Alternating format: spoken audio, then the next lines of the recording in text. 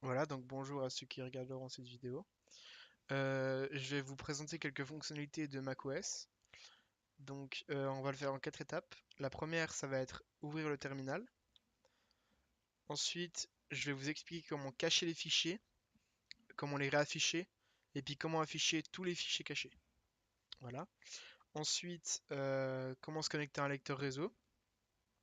Et puis pour finir, créer un utilisateur et un groupe, et puis expliquer les propriétés qu'il y aura par rapport à ça. Donc d'abord, on va déjà ouvrir le terminal. Donc vous devez aller dans Finder, Go, Applications. Donc là, il nous affiche toutes les applications qui sont sur la machine. Ensuite, on va dans Utilities. Voilà, et Terminal. Donc là, comme vous pouvez le voir, il s'ouvre. Hop, on a le terminal qui est ouvert. Alors au préalable, j'ai créé un dossier secret. Hein, donc il n'y a rien du tout dedans, mais c'était juste pour faire l'exemple. Euh, donc on va commencer par cacher ce fichier. Donc pour le cacher, c'est très simple. Il faut faire un chf lags hidden. Donc pour le cacher, hidden. Ensuite, vous allez cliquer, vous allez, pardon, déposer le fichier ici. Et du coup, ça va vous mettre directement le lien. Et vous faites Enter. Donc comme vous voyez là, il a disparu. Le fichier, il n'existe plus. Enfin, il existe, mais il est caché. Donc du coup, si vous voulez le réafficher, il y a plusieurs méthodes. Soit vous reprenez la même commande et vous faites no hidden, et puis là votre fichier réapparaît. Ou sinon, donc on va le recacher pour tester, vous pouvez afficher tous les fichiers cachés. Donc du coup la commande c'est default write com.apple.finder. Les majuscules sont très importantes sinon ça fonctionne pas. Apple show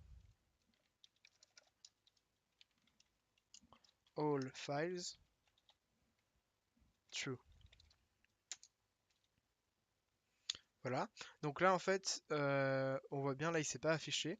Donc pour l'afficher il faut refresh le Finder. Donc on fait un kill all Finder. Ce qui va redémarrer comme l'Explorer sur Windows.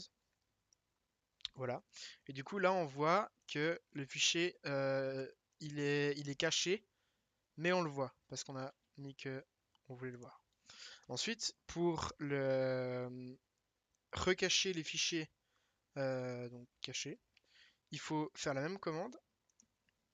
Donc celle-là, donc default write com.apple.finder apple show all files. Mais cette fois, au lieu de mettre true, vous mettez false. Voilà. Et de nouveau, on refresh. Et là, on voit que le fichier est caché. Ok, donc ça c'est tout bon pour les fichiers cachés.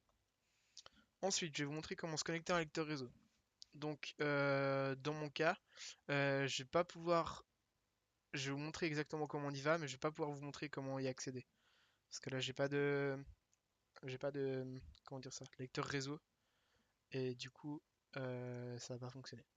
Donc, dans Finder, toujours comme avant, vous allez dans Go, Connect to Server. Et ici, donc j'avais essayé déjà avec un fichier, mais ça n'avait pas fonctionné.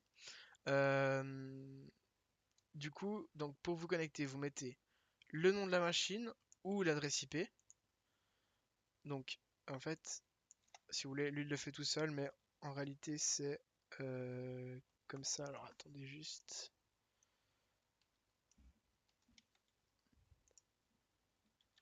Voilà. Donc vous mettez comme ça, vous faites backslash l'adresse IP ou le nom de machine, backslash le nom de partage. Et puis du coup, grâce à ça, vous allez pouvoir vous connecter. Donc dans mon cas, je vous ai dit ça marchait pas, mais ça devrait fonctionner comme ça.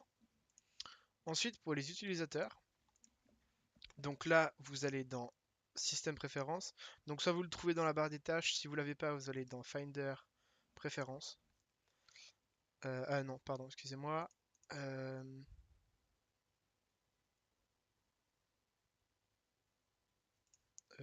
ah non, Finder, excusez-moi. Application, donc comme avant, est système préférences. Voilà, fermez ça.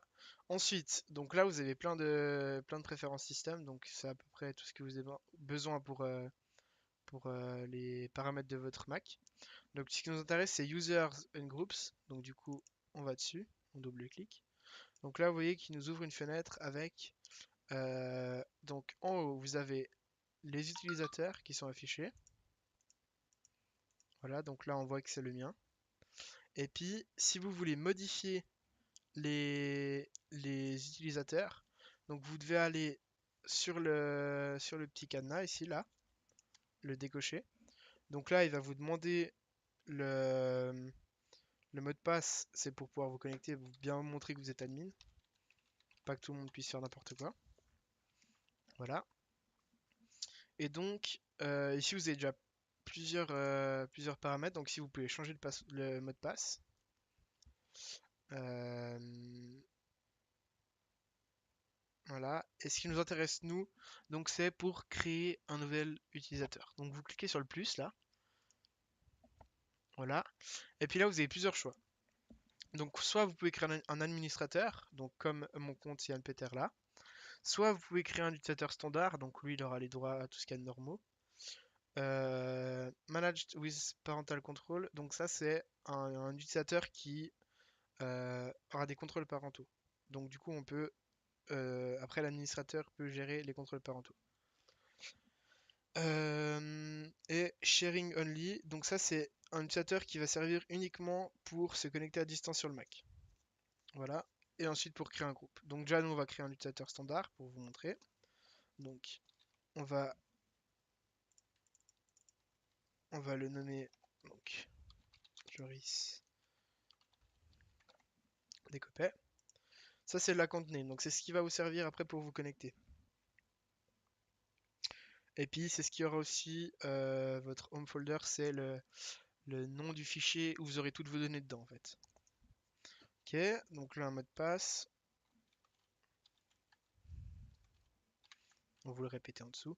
Et puis ça, c'est juste un mot si par exemple vous voulez vous rappeler de votre mot de passe facilement. Moi je vais mettre CPNV. Voilà, c'est juste pour vous montrer. Donc là, on crée l'utilisateur. Donc là, vous pouvez voir qu'un l'utilisateur s'est créé. Après, vous pouvez reset le mot de passe ou changer l'image. Bien. Après, vous pouvez encore modifier. Donc si vous voulez par exemple mettre un contrôle parental après dessus, vous pouvez. Ou bien le mettre en tant qu'administrateur, vous pouvez aussi. Ensuite, je vais créer un groupe. Donc c'est comme avant, hein, vous cliquez sur le petit plus ici. Mais au lieu de mettre standard, cette fois, on va mettre groupe. Et là, vous mettez juste un nom de groupe. Donc par exemple, on peut mettre étudiant. Voilà, créer group. Et puis ici, on voit les groupes qui sont en bas. Donc du coup, ici, on va pouvoir sélectionner qui va appartenir à ce groupe. Donc moi, je vais mettre, moi, j'ai rajouté Joris. Voilà. Et là, c'est tout bon. Donc là, comme on peut le voir, on fait partie du groupe étudiant. Voilà. Et ensuite, euh, là, vous pouvez de nouveau le locker. Donc, pour faire toute modification, il faut toujours se connecter avec un compte administrateur. Ensuite, je voulais vous montrer aussi par rapport aux propriétés du compte, pardon, les options du compte. Donc, vous faites clic droit sur celui qui vous intéresse, clic droit dans cette option. Et là, donc, on a plusieurs options et il faut faire attention de ne pas tout modifier parce que si on touche certaines choses, ça peut poser des problèmes. Donc là, on a l'ID de l'utilisateur. Ici, on a le groupe auquel il appartient, le nom du compte. Euh, donc comme je l'ai dit avant, c'est le nom, le, le- le- le- le fichier où va contenir ces données va s'appeler comme ça. Ensuite là on a le nom de la personne.